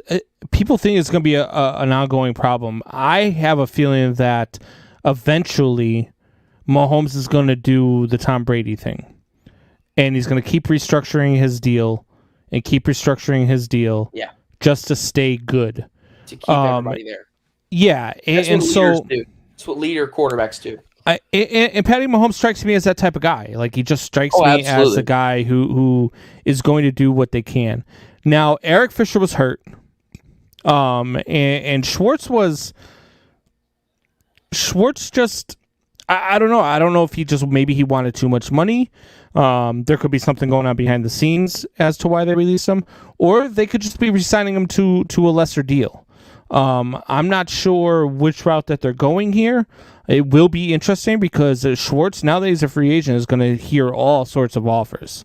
And so will Fisher. Fisher's going to hear a lot of offers too because he's also a really good tackle. I don't know what's going on in Kansas City. I don't know. I haven't looked at their cap room, their cap space to know how much money they have to spend. But I definitely think that that at some point here, that deal with Patty Mahomes is not going to hamper them the way everybody thinks that it's going to be, because I think he will restructure it. He'll get his money. Don't get me wrong. He'll get his money. And like Buck says, he's part owner of the Royals now. So he's going to be making plenty of money. He's not going to have to worry about money at all. He's going to end up restructuring that deal. They're going to end up with the same dynasty that the Patriots just had. Guaranteed. They're going to be good for the next 15 to 20 years. Oh, yeah. And they're going to see a lot of Super Bowls. They're going to see a few rings. And they're going to be relevant in the AFC for a very long time. So, do you think that they see 7 rings like Brady? No. And the only reason I say that is because Brady's still playing at 45. Patrick Mahomes is a different type of quarterback. I don't believe Patrick Mahomes in his style of play can play till he's 45. And I'm sorry, 43. And Brady just won his 7th ring at 43. So it takes a lot of time to get there. I think 4, maybe 5 is about the right number for Patty Mahomes. I think he'll get to enough to maybe win 7, but he's going to lose a couple more. So I think 4 or 5 is about the right number that I would put on it. But I do. I think they restructured the deal. I don't think this is a sign of things to come for the Kansas City Chiefs. The other thing out there is that the Bills extended linebacker Matt Milano. He got a 4-year, $44 million deal. It's $11 million a year. Is this a good move? Yeah, I think so. Yeah, I think so too. Matt Milano is a very good middle linebacker for them. He can play outside and inside linebacker as well. So he's not just a one spot type of guy. He can play all over in the secondary for you. He's a ball hawk as well. This guy reminds me a lot of Luke Kuechly. A good cover linebacker. Yeah, exactly like Luke Kuechly. He's always on the ball. He's always making tackles. What other moves do the Bills need to make to be a legit AFC threat, though? I don't know of any more. I mean, I think that they already are a legit AFC threat. I mean, are we really going to sit here and say right now that there's no way that they win the Super Bowl next year? Is there really no way that they are the best team in the AFC? You know, that the only time will tell of that. But at this moment, I think they've got a really good suited team. They got a nice offense. They got a really good. I think maybe offensive line help. They could use offensive line help. Sure, they could use a little bit of decent offensive line help, but like they've got a lot of weapons offensively. Diggs is there. They've got the 2 running backs in Moss and Singletary. They've also got Cole Beasley. So and they've got 2 great running backs. They've got Knox there at tight end. You've got Josh Allen. You got a good defense backing you as well. So, of course, you can always improve, but I mean, they got a really good team right now. Yeah, they really do. I think offensive line help. I mean, hell, one of these 2 guys that the Chiefs just released, the Buffalo Bills should go hard at them. You could use an Eric Fisher, even if they re-sign Schwartz. You could use an Eric Fisher, or you go out there and blow away Schwartz with a deal, and steal him away from Kansas City. So. I wouldn't count them out. Definitely offensive line help. Maybe another wide receiver. I know they have Cole Beasley. I know they have Diggs. But they could probably use another, top end wide receiver. Juju Smith-Schuster for one. Oh, so I could definitely see them going out and getting some help. Buck says Kenny Galladay. Look, Galladay is another option. Marvin Jones Jr. is another option. I think Marvin Jones will probably be the best option. Guys. Sign both of those guys. I don't know if they got the cap for that, though. That's the problem, because they're going to have to sign Josh Allen to the big deal. We looked up yesterday. They have $46 million in cap. Is that per year or is that total? This coming year, they've got $46 million in cap space heading into 2021. That's a lot of cap space for a really good team. Yeah, it really is. I think that if you go out and you get both of these guys? You go out and you sign one of these offensive linemen, any of the offensive linemen that are available, and you go out and you get Kenny Galladay and Marvin Jones Jr. They're the best team in the AFC, aren't they? Yeah. Are they better than Kansas City at that point? They're just as good, if not better. They're just as good, if not better. Absolutely. Yeah. I think at that point they would finally be able to say that they've got a better, maybe a bet. I don't know though. Kansas City is so good. I mean, Kansas City is they're A at everywhere. They've got an A tight end. They've got an A quarterback. They've got an A wide receiver core. They have a offensive line that needs improving. I think that's the hole that they have. So. Maybe they could even use this cap space to sign some big names on the offensive line. Or here's what I'm thinking: maybe a big name offensive lineman and a big name wide receiver. Instead of going 2 wide receivers and 2 offensive linemen, kill 2 birds with 1 stone, man. Instead of just focusing on one group, why not knock out two birds with 1 stone? Kill off 2 groups that you need, because the defense is good. They got a really good defense up there in Buffalo. and they're good everywhere, but they need a little bit of offensive line help. And I do agree with you. I think one more wide receiver option definitely wouldn't hurt, because Diggs is a great receiver option, but eventually at some point people are going to realize, okay, we've got to double this guy every single play, and Cole Beasley's awesome, but Cole Beasley is not going to be able to handle the load of a team to carry somebody to a Super Bowl. Yeah. So I got that wrong, actually. The Buffalo Bills are actually $3.8 million over the cap space. It was the Colts who had $48 million cap space. Oh, okay. Which still, for a very good team. Yeah, okay, now we'll switch to the Colts. So the Colts, no, I'm just kidding. But yeah, I mean, look, the Colts have that much cap space. Yeah, they have a lot of cap space. Dude, man. they've got to go get a wide receiver. Good Lord, maybe even or two. Yeah, but that's all that they need, though. Lord. That's I would suggest gosh. they need a quarterback, but that's No, they've got a top 10 guy. Neither here nor there. No, they don't. Stop it. At any rate, they got a top 5 guy there. The other thing I want to get to here, head coach Ron Rivera revealed that he was concerned for Alex Smith's return. He said in an interview, "What if he gets hurt again? This is what was running through my mind." Oh my God. Is this a sign that maybe Alex Smith is done in the NFL? If this is the way that head coaches are feeling and expressing this to their GMs and stuff like that, like, this has got to be a legit concern. I know it was a concern of mine, because I remember when Alex Smith was getting ready to make his return and all of that stuff, and we were getting really close to it, and everybody was calling for it, and I said, look, I don't want to see what happens when Alex Smith steps on the field. If Washington plays Alex Smith, I will not watch, because I don't want to see what happens when he gets hit in that leg. Yeah. So is this a legit concern? Like, are we ever going to see Alex Smith in the NFL?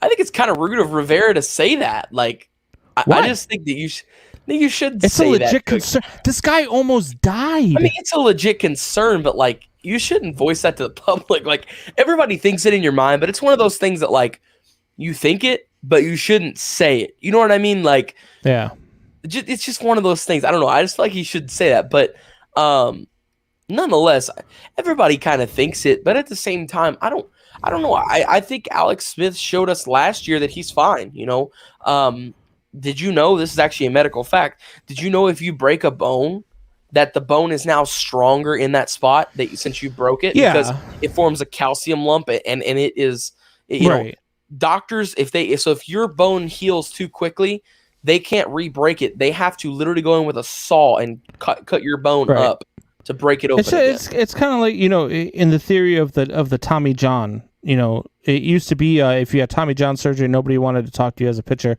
Now we've come to realize that people come off of the Tommy John surgery and they throw harder than they were throwing before. So it's almost like guys are opting for it earlier in their career than going away from it. But this is a completely different scenario, man. This guy almost lost his life. He almost lost his leg. Yeah. They had to insert a steel rod in his leg. And there are so many pins and so many screws that, like, I just don't want to see what happens when a 350-pound lineman gets chop blocked and falls into that leg at the shin level. Like, we haven't seen that yet. And it's bound to happen. It happens to almost all quarterbacks. But I kind of feel Ron Rivera on this, man. I really do. I understand the anguish. I understand not wanting to take a chance on that guy. Not only that, but if you're taking a chance on this guy, are you taking a chance on him as coming in to be the starter? Because at that point, if you're taking a chance on him on becoming the starter, all you have is a backup. And with your backup, if he's not ready to be a starter, then what do you have? You know what I mean? So you're taking a real big chance by going out and getting him. I get that. I think, honestly, his best bet, if he still wants to play, is to go and yes, sir. What's up, Jay? I think his best bet is to most likely just go and sit at Kansas City as a backup. He knows the system, all that stuff. Yeah. And if Patrick Mahomes needs to sit out a game or two, whatever it may be, he can fill in for that time being and sit there and give Patrick Mahomes that rest that he may need. Not saying that he would need it under any circumstance so that he could get hurt.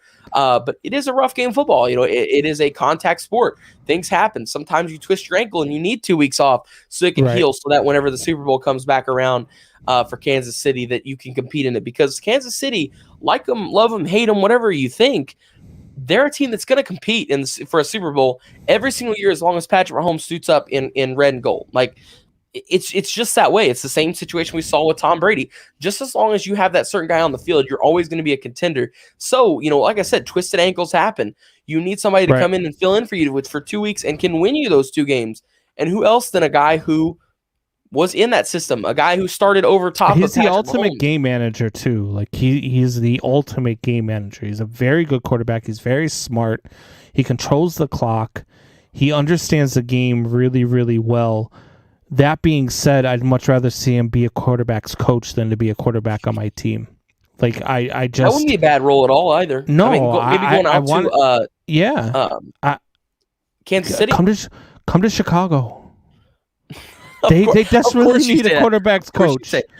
We need somebody who can help develop a quarterback. Needs somebody at the GM spot. Chicago needs somebody at the head coach spot, at the owner spot. No, see, I disagree with you there. They don't need we haven't seen what Matt Nagy can be as a head coach. We haven't. Stop. You haven't. Stop and think.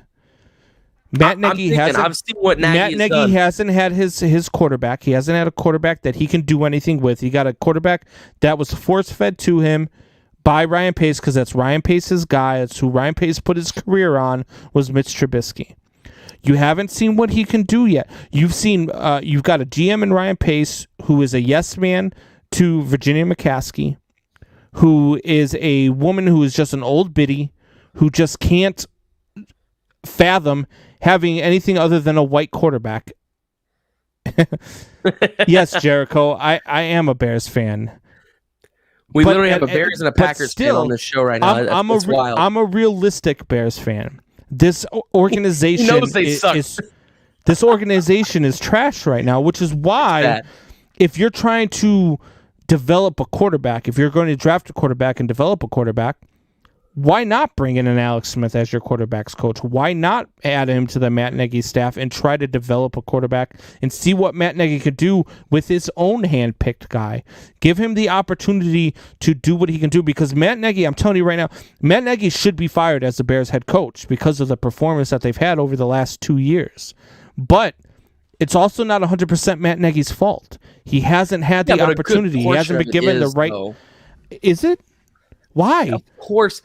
They knew Mitch Trubisky wasn't the guy, but Ryan Pace still wanted Mitch Trubisky to be the guy. So what did he do in the offseason? In an offseason where there were guys named Teddy Bridgewater, where there were guys named Tom Brady, where there were guys named all sorts of quarterbacks that were available, Jameis Winston even. All these quarterbacks are available, and to go take his place, you go ahead and you get Nick Foles.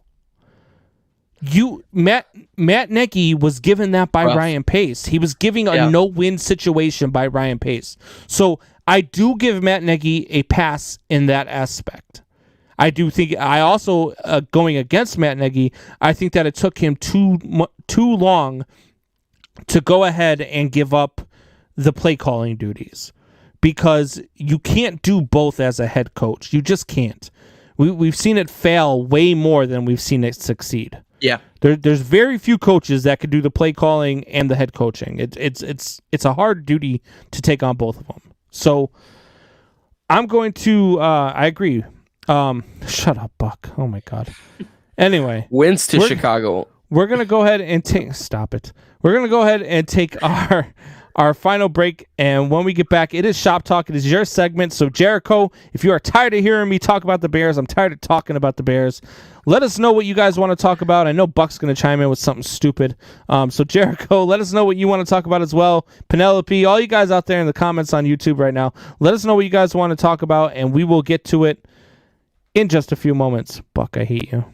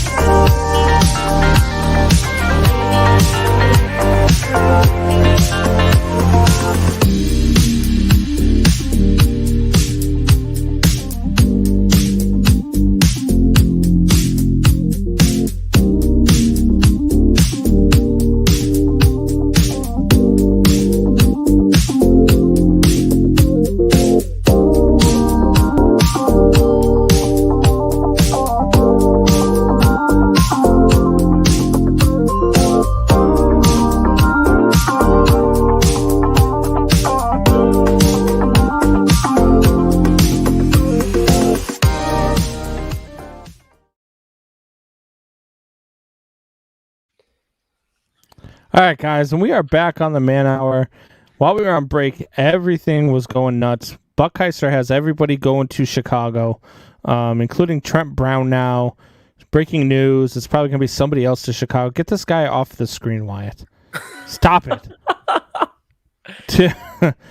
At any rate, it is Shop Talk. It is your time for the fans to go ahead and let us know what they want to talk about. Anything you guys want to talk about. Is it sports related? Is it personal related? Anything you guys want to talk about, we will hit on. Me and Combs are certified counselors. Yeah. I don't know about all that.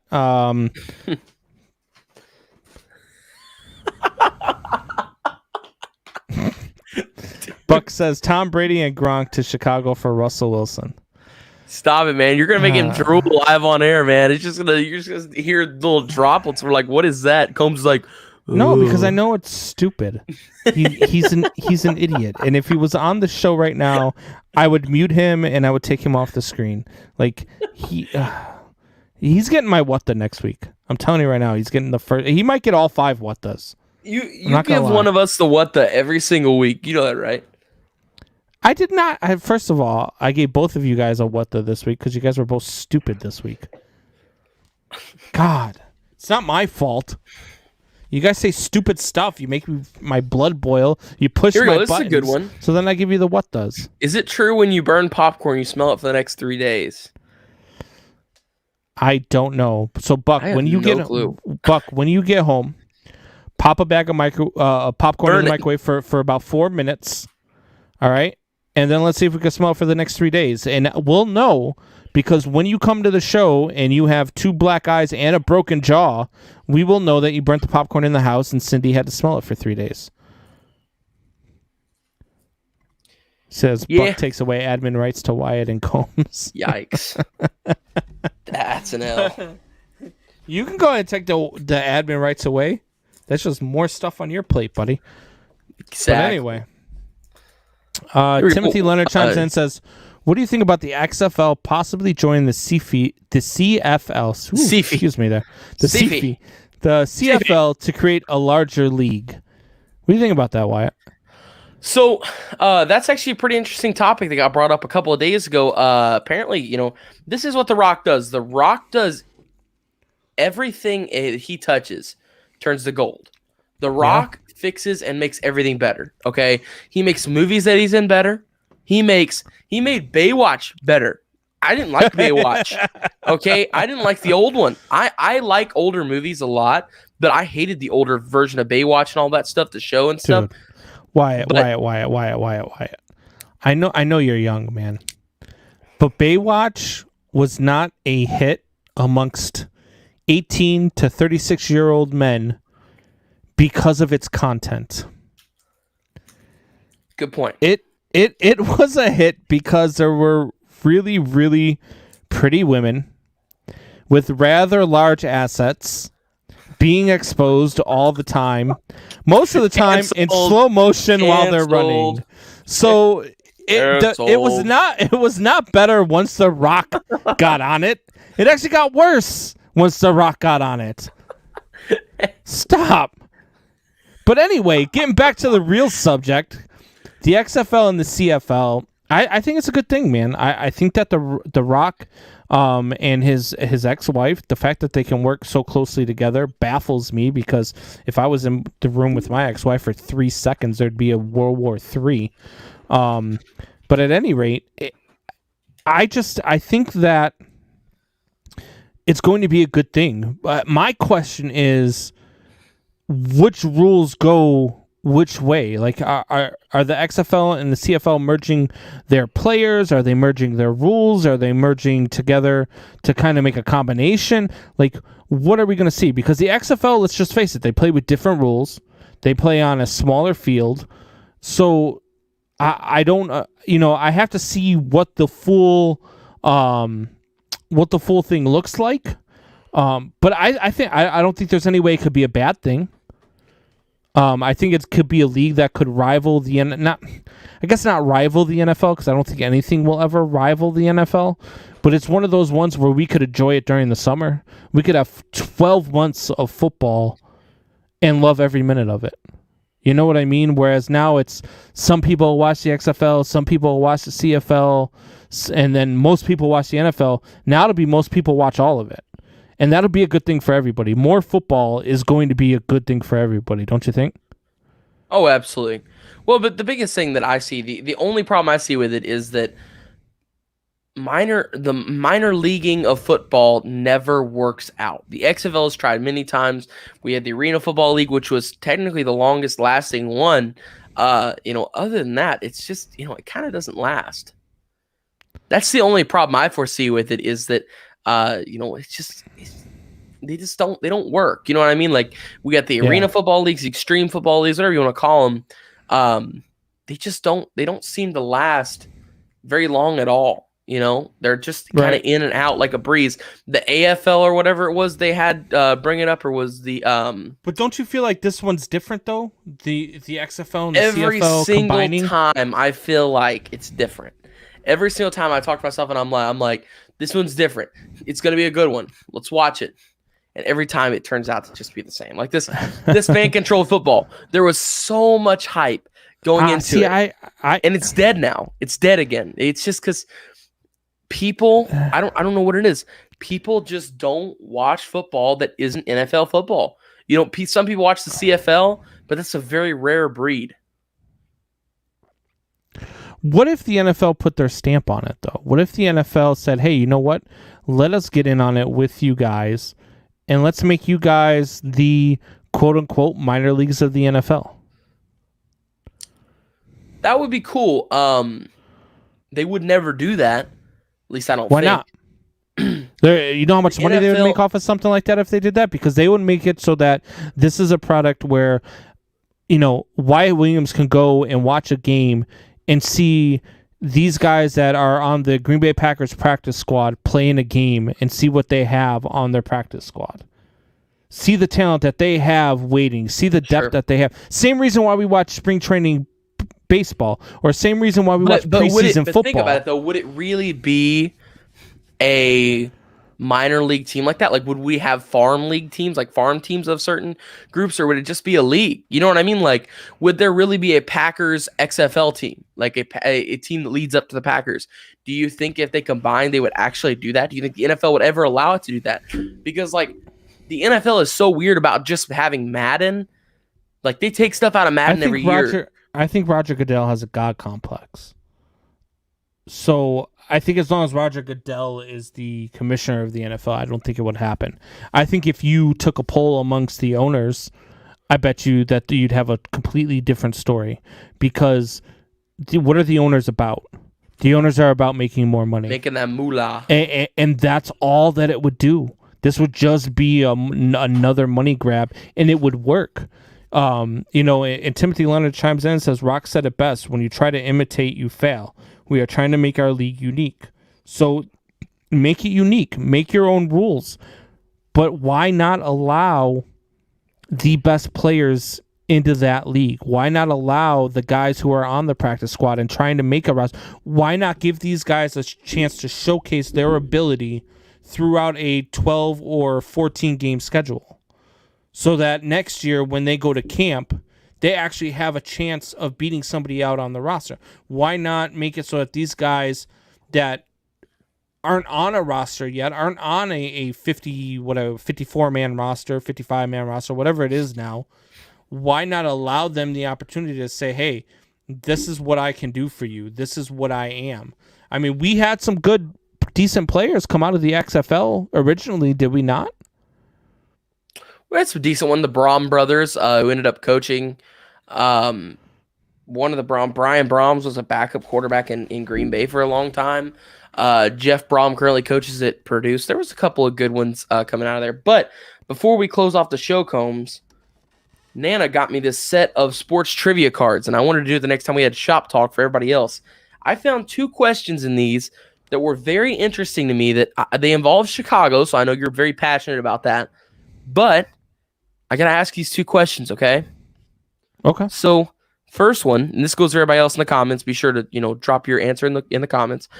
Which infamous Chicago Cubs fan was given a 2016 World Series ring for having suffered years of public harassment? Come on, that's easy. Steve Who? Bartman. How'd you know that? Okay, jeez. Okay, right. Okay, next one. You didn't know that? Come on, you're a Cubs fan. How do you not know who Steve Bartman is? I know you're only like 5 years old, but still. I don't know. Anyways, next one. Here we go. Brian Urlacher, legendary Bears linebacker, got juked out by Tom Brady. You remember that. What school did Brian Urlacher play college football for? New Mexico. Ladies and gentlemen, I am done doing trivia with Combs because you know what? It's not fun when he wins. Okay, it's just just in the show. Just in the show. I thought I had 2 gems over here. I thought I had. You came at me with 2 Chicago questions. So, you know what? I'm gonna search there for some gymnastic questions. Name me one bigger Cubs fan that you know of than me. Okay. Me? Name me a bigger Bears fan that you know of than me. Why would you come at me with a Bears fan question and a Cubs question? You know what? You've walked the line here, all right? I'm going to pick out just a random out of the stack. Here we go. Which night? Oh, you're screwed on this one. Probably. Let me tell you about this. Which 19-year-old became the youngest man to win a U.S. Open tennis title in 1990? If you get this, I am leaving the show forever. I will never return. 1990, he was 19, so I'm going to say Novak Djokovic. Nope. Pete Sampras. Okay. I almost said Sampras, but I went with Djokovic. I was trying to think of how old Djokovic is, but I guess if he was 19 in 1990, he'd be really old now and still wouldn't be playing, so that makes sense. Yeah, Sampras makes sense. All right, final one here. Which athlete was banned for life from the Olympics in 2004? Ooh. Banned for life. I actually did know this. Was it what's his name? Let me ask you this. Was it a cyclist? A biker? I don't know. I just remember the name. I've seen this on a trivia app before. I do a lot of sports trivia all the time in my free time, and I've seen this name before. Was it Timothy Leonard chimes in and says, think track. Oh, okay. So it was track and field. Was it, wasn't Jesse? Oh, I'm thinking Jesse Owens. Was it Jesse Owens? No, 2004, Combs. Oh, yeah. I forgot about the year. 2004, 1904.